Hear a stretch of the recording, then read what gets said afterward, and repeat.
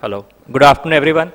I am Dr. Akhil Monga, and I am a neuro and vascular intervention radiologist consultant at IVY Hospital Mohali, and I have started a neuro and vascular intervention radiology department there, and this was an invitation, and it was a pleasure for me to come over and be able to tell people about this novel branch, where a lot of the scope is still not known to the physicians, the doctors, that who are the patients who can benefit from a lot of new procedures that we have.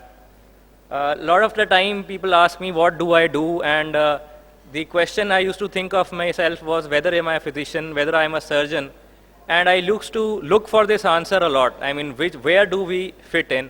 And there was one of our seniors who was delivering a lecture, and he told us that what he believes is this is the third medicine. So this is not a medical management, this is not a true surgical management, but a way of giving patients an in-between who don't want to go for surgery and who want that with minimal invasive techniques, we can manage a lot of their diseases which earlier had no other answer but surgery.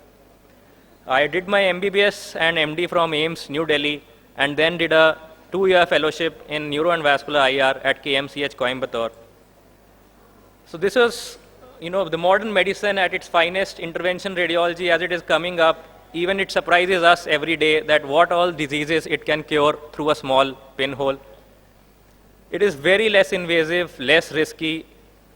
The best thing is there is fast recovery, and a lot of the times it ends up being life-saving, where earlier it used to be such a big hassle trying to treat trauma, bleeds, try to find out where the person is bleeding from, trying to treat those issues.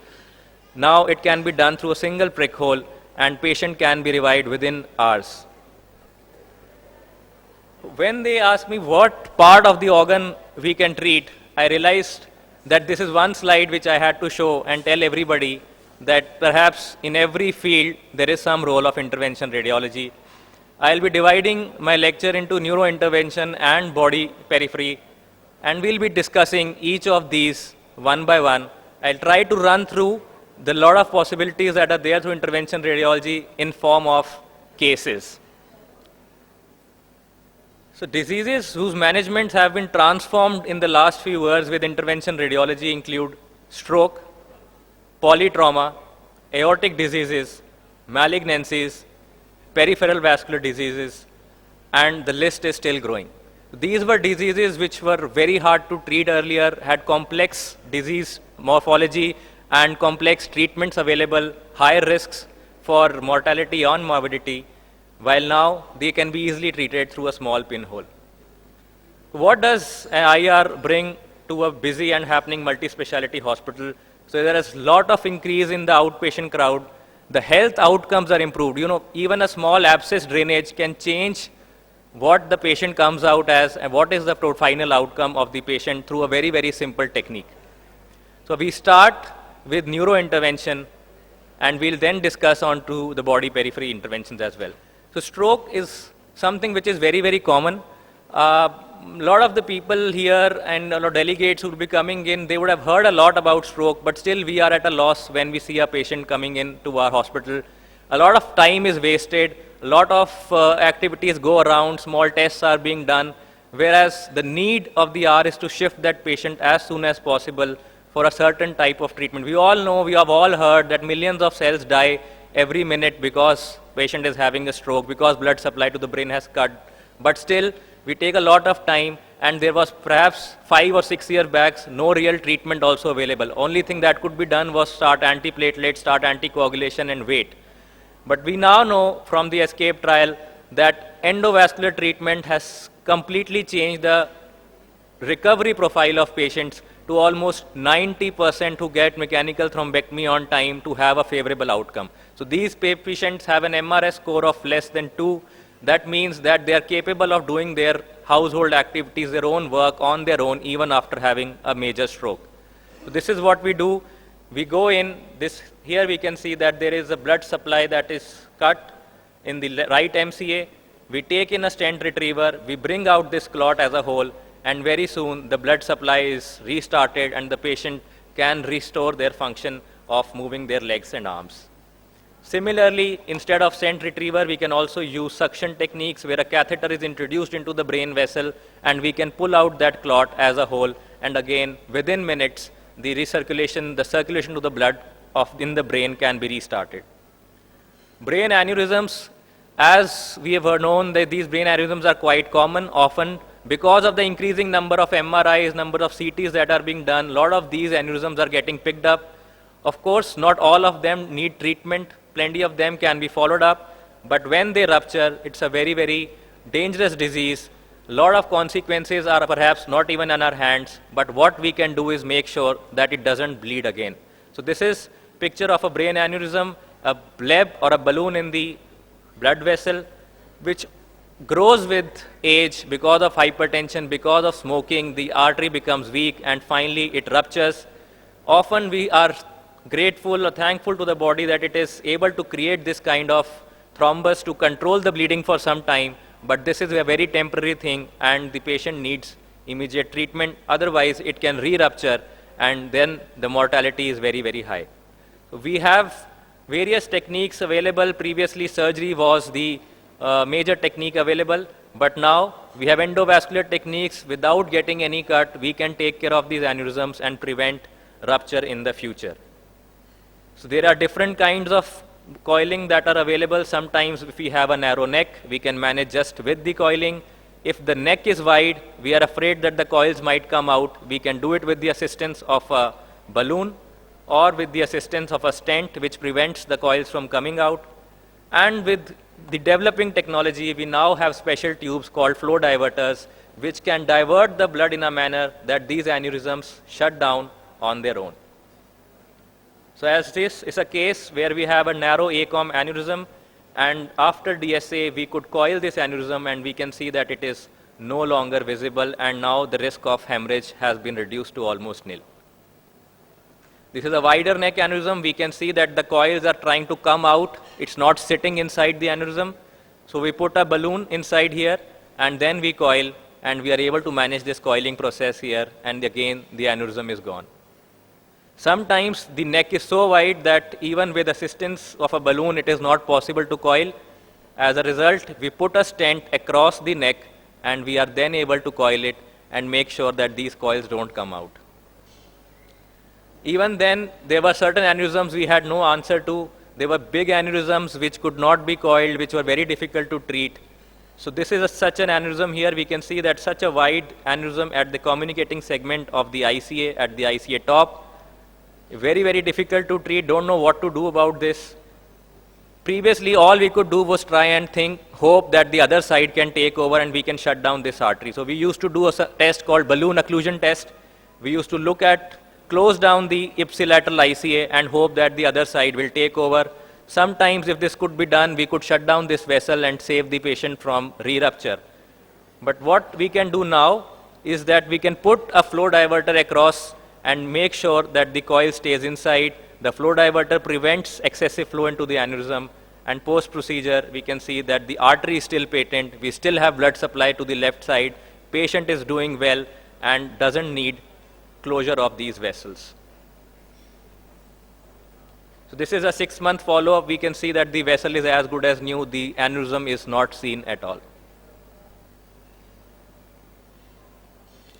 CCF or keratoconus fistulas, again endovascular treatment has revolutionized the way we treat them. Previously it was very, very difficult. This is a patient who had a left-sided keratoconus fistula, the bulging eyes, the typical pulsatile tinnitus that we can see here. The bruit could be heard, the eye was at risk, and this is post-treatment. The eye is as good as new. This was a post-traumatic keratoconus fistula. Also, there are dural AV fistulas. These are abnormal connections between the thrombosed sinuses and the arteries nearby. They can lead to stroke, they can lead to hemorrhage.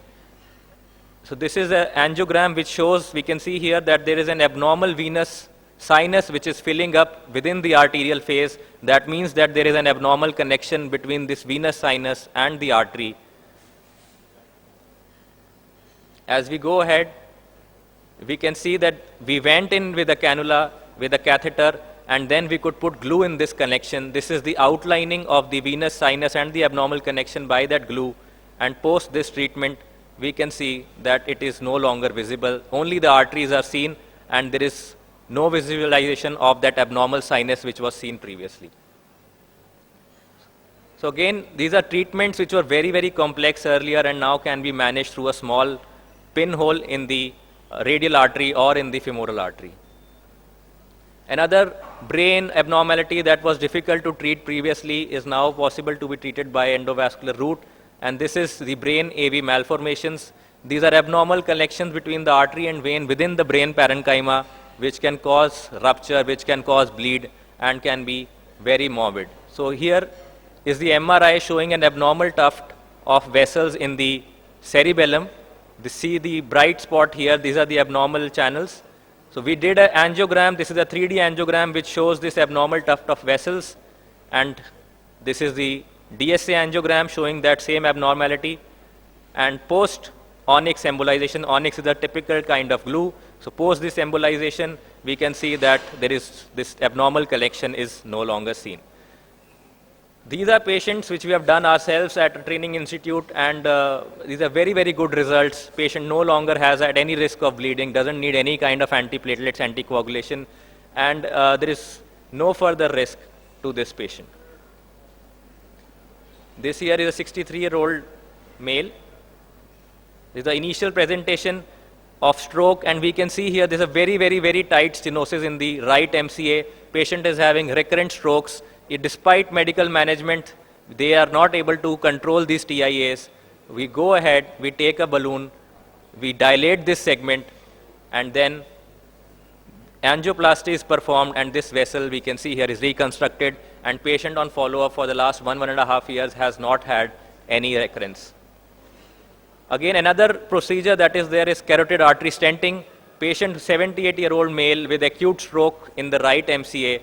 You can see here patient still having repeated TIAs despite being on antihypertensive, antiplatelets. This was the MRI which we saw. There was right-sided embolic stroke. The MRA and the DSA showed a very, very tight stenosis in the right ICA. So we can see here this tight stenosis in the right ICA, and post-stenting we have restored the blood supply, and we can see that there is normal blood supply to the right side of the brain. There is no risk of stroke while deploying the stent. We take care so that there are no emboli going up into the brain. After brain, we go to spine. So this is a spinal vascular malformations which can be treated. This is a special case I want to show. A 42-year-old male with no comorbidities, and every month by month, he was telling about new complaints. He started with inability to play badminton with his friends. Then slowly he felt that at work he had issues. He started developing bowel bladder issues. Sensation was a problem, and then he almost became bedridden. So this was a finding which was seen in his spine. The outside MRI was reported as an ependymoma, that is a tumor of the spine, and patient was all set for surgery. He was shifted to our hospital for surgery, and somehow it came to our neuroradiologist, and he gave us possibility that it might be a spinal vascular malformation. As a result, further workup was done, a spinal DSA was performed, and we could see here in this aortogram that there was abnormal filling of the veins in the spine. We took a further specific angiogram here, and we can see that there was filling of this dural AV fistula which was causing venous congestion, and as a result the patient was having all these issues. We went ahead and we performed glue embolization for this. You can see here this AV fistula filling. We've taken off the fistula completely, and now in the subsequent run there is no filling of the venous plexus of the spine. This was the pre-procedure condition of the patient. Patient was hardly able to walk. He was crawling on the floor. This is post-op day 3. He's walking with a walker. Post-op day 5. He's already on his way to recovery. After neurointerventions, I'll try to talk about as many body and peripheral vascular interventions as possible. Again, as I said, this is a whole new medicine in itself, and will be touching almost each and every organ that we can think about. So first thing I would want to talk about is acute limb ischemia. A lot of the people are losing limbs because they are not being transferred to a hospital where we can take care of this kind of an issue. So we do catheter-directed thrombolysis for patients who have still preservation of sensory and motor function, whose hand is not gone to gangrene level. And these are the results that we can see. So this was the clot in the arteries of the right hand. And after lysis for 12 hours, we can see that there is complete restoration of blood, and the patient can now be able to manage to save this hand, which perhaps would have gone for gangrene. Angioplasty and stenting, so there is a whole spectrum of where all we can take this and help the patients. So we'll go one by one in each kind of organ. So this was a patient with significant bilateral thigh and buttock claudication with a claudication distance of only 50 meters. So this is a very, very tight aortic stenosis here, which was seen in this DSA, and we stented this artery. Post-stenting, we can see that there is absolutely no residual stenosis, and patient symptoms resolved within a day. This here is an obstruction of the right common iliac artery, completely occluded with reformation of the external iliac artery. We went, crossed this stenosis, a stent was placed, and post-stenting we can see that it's an artery as good as new. Similarly, 62-year-old smoker, left leg claudication, the proximal SFA is totally occluded. We can see that there is no filling and there is a collateral which is trying to supply the lower limb. We go ahead, we cross this obstruction in the femoral artery, we balloon dilate it, and then we stent this obstruction in the right CFA with 2 overlapping stents, and post-stenting we can see that there is a very beautiful result. The artery is filling with, and there's direct flow to the lower limb, and the patient's symptoms were resolved. So this is above knee angioplasty, and beyond this is below knee angioplasty, where we see symptoms of ulceration, rest pain, and even patients who might have risk for amputation. So this is a diabetic patient, very, very common, these diabetic foot problems. Patients have ulcers which don't heal because the vascularity is also equally affected. We can see here the status of these below knee vessels. The right ATA, the right PTA are in terrible condition, and there is very poor flow perfusion to the right foot. We took this patient for a DSA and angioplasty, and post-angioplasty, we could attain a single channel, complete directed flow to the foot. And we can see here this was the condition of the leg prior to the procedure, and after the procedure, only with this toe amputation, the stump healed, and the patient was able to keep his foot, which in most conditions, these amputations keep going up and they end up with a above knee amputation. When we are not able to take care of any vessels, there is a special procedure available to us now, especially in patients with thromboangiitis obliterans, TAO, post-smokers, for lumbar sympathectomy. So we are able to take away by chemical lysis the sympathetic tone of the leg, which at least provides some relief, some increase in the blood flow to the lower limb. We can see here 2 needles are injected around the aorta, where we know that the sympathetic chain is available. And after checking the position with contrast and local anesthesia, we inject 100% alcohol. This is the patient with TAO. This was the condition of his leg prior to this treatment. We can now see the increase in blood vessels on the side post lumbar sympathectomy, and this is 6 months. The ulcer has totally healed, and we avoided an amputation in this patient. This case here was a patient came with abdominal pain. On CT, we could see that there was a loop which was showing stranding and thickening, and the SMA and the celiac artery had stenosis at the proximal segment. So this was a case of mesenteric ischemia. We did the DSA. We could see that there was a very, very tight stenosis in the superior mesenteric artery, which was treated with a 6 mm stent, and post-stenting, there was adequate supply to the bowel. This was a 60-year-old male who came with bilateral renal artery stenosis, right contracted kidney, normal left kidney, but hypertension which was not controlled with medications. He was on 4 antihypertensive and still having a BP of 180/90. So we went ahead, we saw the pictal angiogram, we cannulated the left renal artery, and left renal artery stenting was performed, and we can see that there is a good lumen now, and within 15 days he could come down to a single antihypertensive. Also, apart from stenosis in the vessels, we can take care of aneurysms and bleeders through covered stents. So this is what happens when we use a covered stent in a pseudoaneurysm. We put a covered stent inside, and what was earlier a trauma to the artery is now covered with a stent graft, and the blood can flow through easily through that. So this is a common carotid artery, where we can see that there is a large aneurysm in the common carotid artery. It's very difficult, no surgeon wants to touch it. It's a ticking time bomb in the neck of the patient, and through a covered stent graft, we could totally take care of this aneurysm, and the post-stenting angiogram shows no visualization of this aneurysm. This is a subclavian artery post-trauma. We can see here that there's a large aneurysm in the left subclavian artery, and post a covered stent, it's been taken care of from within without need of any surgery. Traumatic patients, aortic injury. We can see here a pseudoaneurysm in the arch of the aorta, and post-endovascular treatment without needing any major surgery, without needing thoracotomy, patients was taken care of, and a major aortic injury was treated through a small hole in the right femoral artery. So these are the results post-treatment, and we can see that there is no visualization of the aneurysm.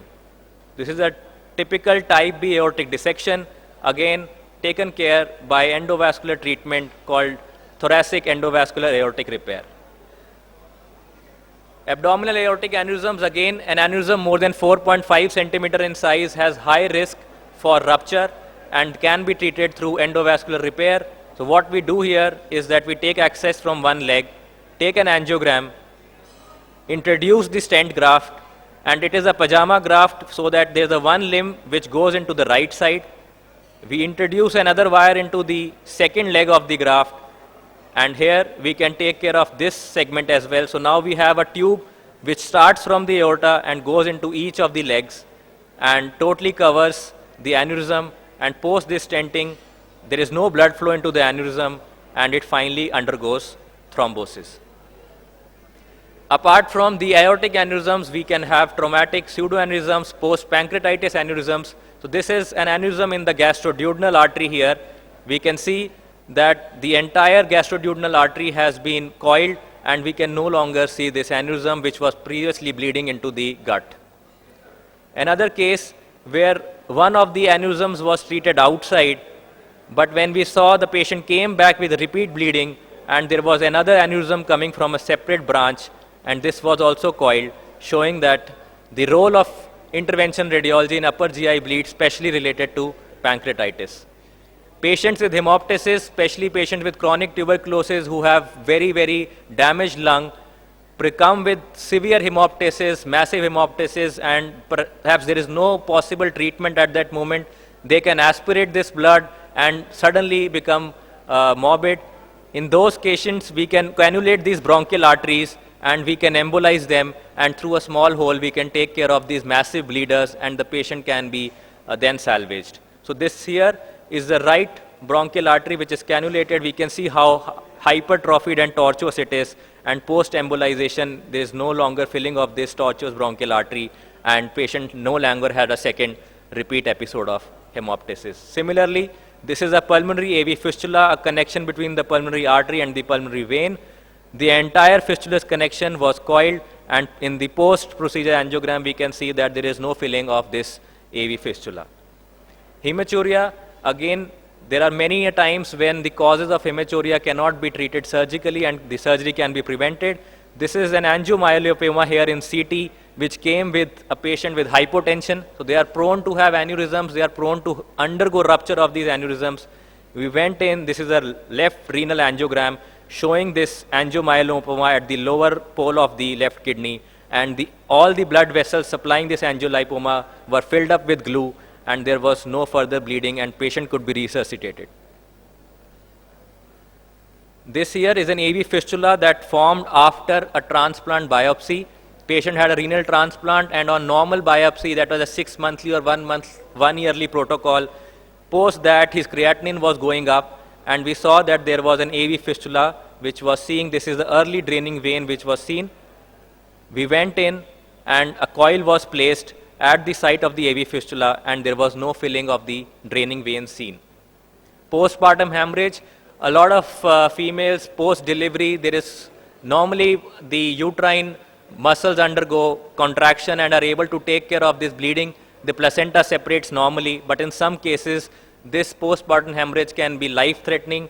In those cases, we can easily go into the internal iliac arteries, embolize both sides, and the bleeding can be brought to a halt within a few minutes. I believe that currently, with the modern standards, no patient should die with postpartum hemorrhage. No female should have to die because of postpartum hemorrhage.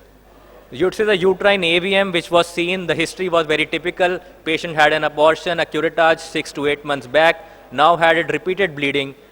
And when we did the DSA, we could see these stuffed of vessels suggesting the presence of an AVM in the uterus.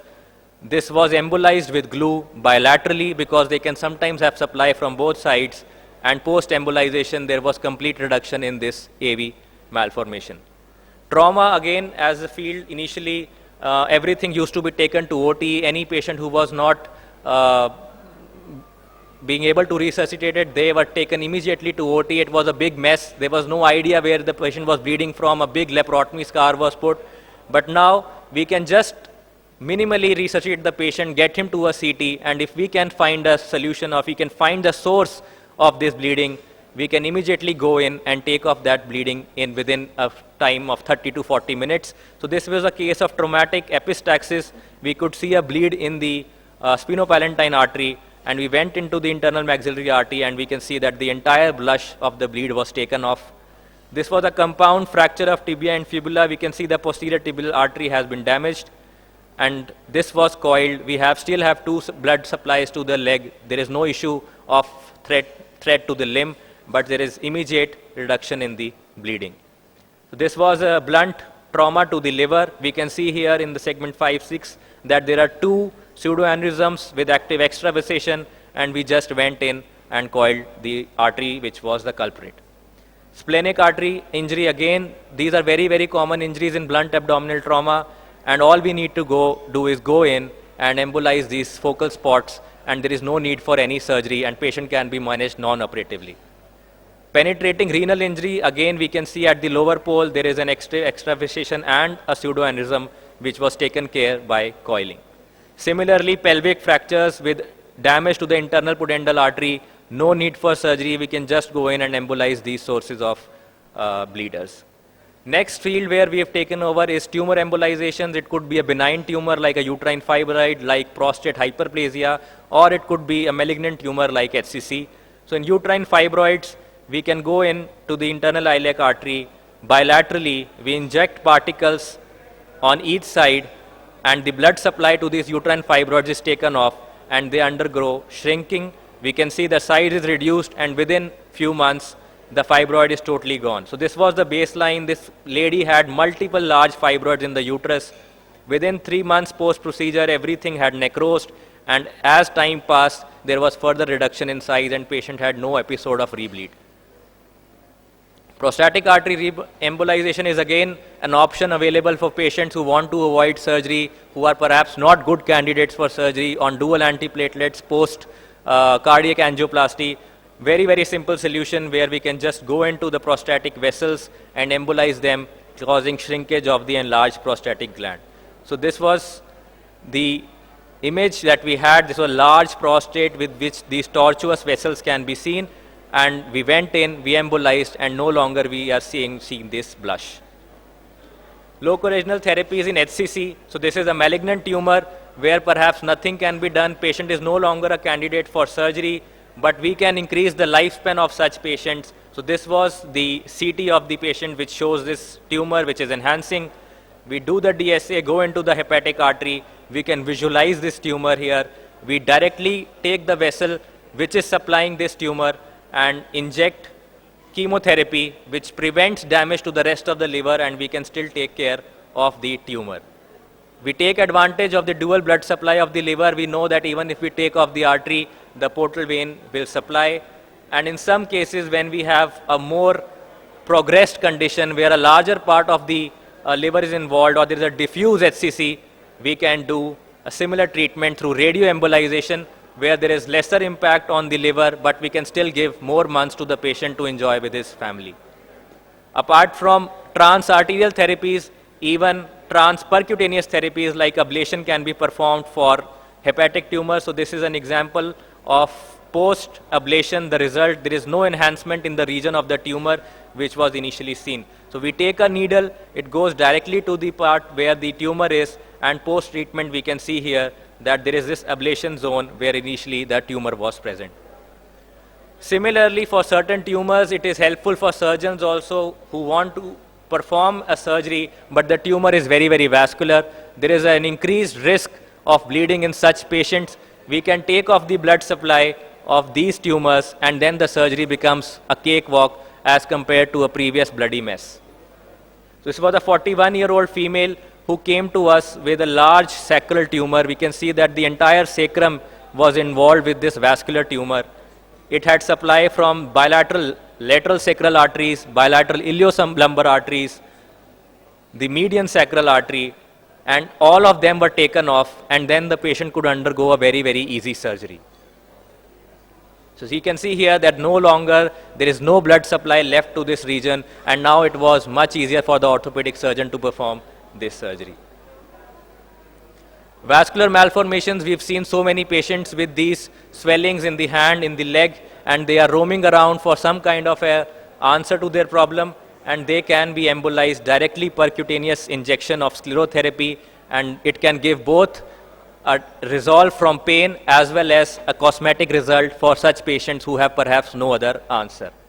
So this is a sclerosant which has been mixed with air and injected into the cavity of the vascular malformation, and within a few months there is reduction in the size and the patient feels much more confident, much more better after these procedures. So this is a case where there was a large malformation in the tongue.